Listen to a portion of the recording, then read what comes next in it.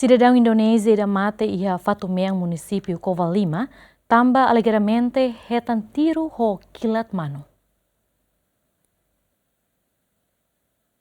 Porta-voz Comando-Geral PNTL Superintendente João Belo dos Reis ateten, cidadão Maneida nação vizinho Indonésia, mata ia domingo foi na Lesne, ia área Vetama Matan, aldeia Beluli Kraik, suku Beluli Kleten, posto administrativo Fatumea, município Covalima, também alegadamente retan tiro ho kilat mano. Cidadão Indonésia ne honia maluk siraseluk nain ruanulu resen, caça animal fuik ia território Timor-Leste. Superintendente João Belo dos Reis atutan, parte adido segurança no defesa serviço ia embaixada Indonésia Timor-Leste, asuru maluana ho comandante geral PNTL por serviço mútuo atual investigação do caso nem. Dia 16 de agosto, Kala, cidadão indonésia Lubukida, moto quase 20 pessoas, tama território Timor-Leste, com intenção de caçar animal fuik.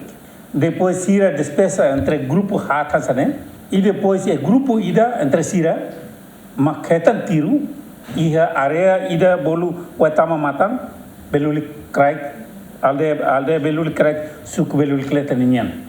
Depois ia Darsan, família usi matibian Bukatuir, no evacuar para a parte indonesiana.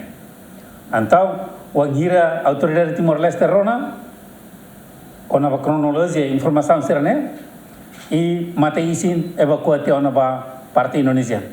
Fatina acontecimento mais ou menos 18 km usi posto UPF Belul Krai. Desconfia tiro kilat mano, senapan angin, mas processo de investigação se continua e agora dá vítima, agora dá vítima hakoitiana, mas a autoridade nacional rua comprometida para muito kata processo selau.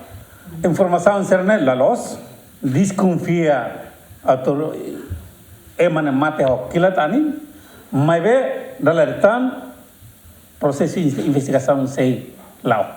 Mateisim belah koi, mas se necessário, o processo de investigação bela que é filho fali, o de bela é também verdade o caso. Polícia Direção Investigação Criminal Nacional registrou na caso né o número único crime Mamokrua Hiturua Bararon Resen 5 PNC no sei haruka ba Ministério Público atual o processo. João Carlos Lúcio Correia, GMN.